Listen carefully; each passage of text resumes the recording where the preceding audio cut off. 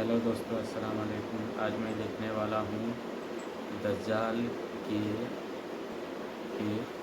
वक्त दुनिया के हालात। ओरिजिनल वीडियो डिस्क्रिप्शन में है, तो शुरू करते हैं आज का वीडियो। और ज़रा गहरा जाएंगे तो दो हदीसें मिलती हैं। उनमें आता है कि रूम वाले खुद क्या करेंगे, रिक्वेस्ट करेंगे मुसलमानों से कि वो मिल के हम वो जो हम दोनों का यानी रूमियों का भी मुसलमानों का भी तीसरा कोई दुश्मन होगा उसके साथ हम क़िताल करें। तो पहली पेशकश रूम वाले करेंगे। दूसरी हदीस में ये अल्फाज भी आए हैं कि मुसलमान भी करेंगे, गोया कि दोनों तरफ से दोनों लोग बुलाएंगे, आओ हम दोनों मिलकर ये तीसरे को मारेंगे। वो तीसरा कौन है? बाज़ लोगों ने अभी से क़ियास आराइयाँ की हैं कि वो तीसरा कौन होगा? चीनी होगा, क्योंकि ये दोनों गएगा तो कौन बाकी है? दूसरी जात चीन, चाइना को मारेंगे।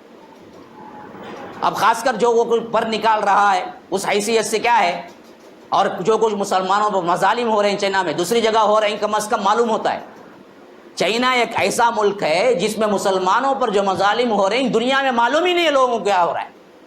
हाँ, कम अज़ कम बर्मा का भी कुछ अहवाल मालूम हो जाता। चाइना में बाज़ ऐसे इलाके हैं जहाँ पर ऐसी ऐसी अजीब और इंसानियत सोच हरकतें कर रहे हैं मुसलमानों के साथ, लेकिन कोई मीडिया नहीं बता रहा है, ना मुसलमानों को मालूम है, तो वो भी पक्का दुश्मन है। बहरे कैफ हम ही नहीं मालूम, क्योंकि हदीस में वो तीसरा कौन सा है दुश्मन नहीं आया। इतना आया कि ये हम दोनों मिलकर, मुसलमान और ईसाई, मुसलमान और रूमी मिलकर करेंगे किसी तीसरे दुश्मन के खिलाफ जंग, जिसमें अल्लाह तबारक व तआला उन्हें फतह देगा। अब वो जंग भी कहाँ होगी अल्लाहु आलम।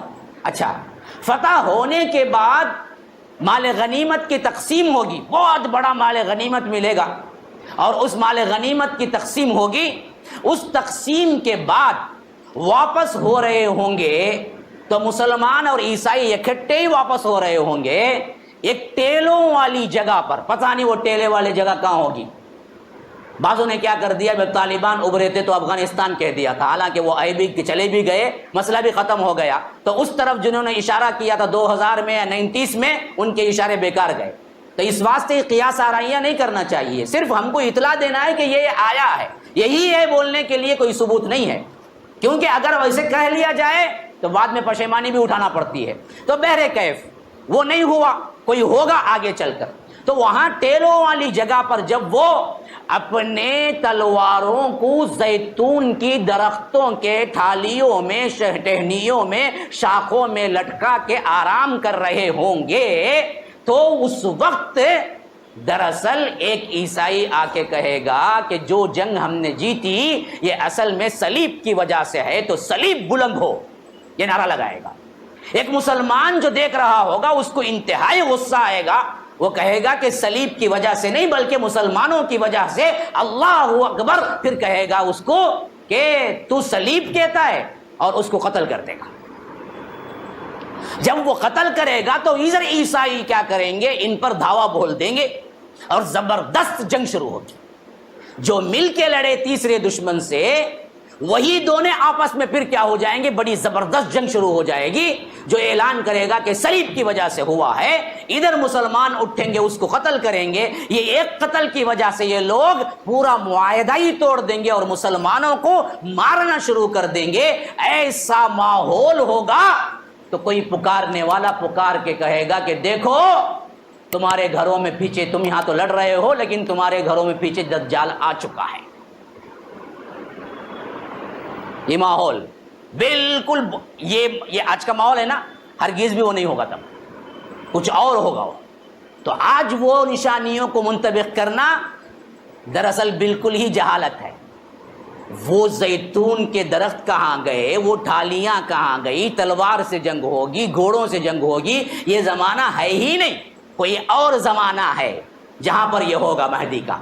तो उस वक्त वहाँ पर जो होंगे उनके सरदार, आपको तो मालूम है, पहले मैंने बता दिया, दज्जाल का जो खुरूज है उसके लिए क्या ज़माना ज़रूरी है, क्या ज़माना ज़रूरी है? महदी का होना ज़रूरी है। महदी ही की ज़िंदगी में दज्जाल आए, ये बात कल मैं तफसील के साथ बयान कर दिया। تو جب پکارنے والا پکارے گا، جب یہ جنگ ہو رہی ہوگی مسلمانوں اور عیسائیوں کے اندر، تو کوئی پکارنے والا پکارے گا، کہے گا کہ دیکھو تم تو یہاں ہو لیکن تمہارے گھروں میں دجال آ چکا ہے، تو وہ یہ سب کچھ چھوڑ چھاڑ کے وہاں بھاگیں گے، کہاں؟ شام۔ اب آج کا شام بالکل چھوٹا ہو گیا، پھر بھی ہم منطبق نہیں کر سکتے کہ وہ شام وہی شام ہے جو آج سیریا بولتے ہیں، کیونکہ وہ شام بہت الگ تھا جو اللہ کے رسول صلی اللہ علیہ وسلم کے دور مبارک میں سیریا تھا، جو صرف دمشق بہت بڑا تھا جسے آج ڈیماسکس کہتے ہیں۔ تو اب اسی کو ہم دراصل ٹھیٹ منطبق نہیں کر سکتے، وہ ایریا ہے۔ اچھا اب آگے سنو، جب یہ لوگ پہنچ جائیں گے معلوم ہوگا خبر غلط ہے۔ کمنٹ میں ضرور بتائیں، چینل پر نئے ہیں تو چینل کو سبسکرائب کریں۔ تب تک کے لیے بائے، ملتے ہیں اگلی ویڈیو میں۔ السلام علیکم۔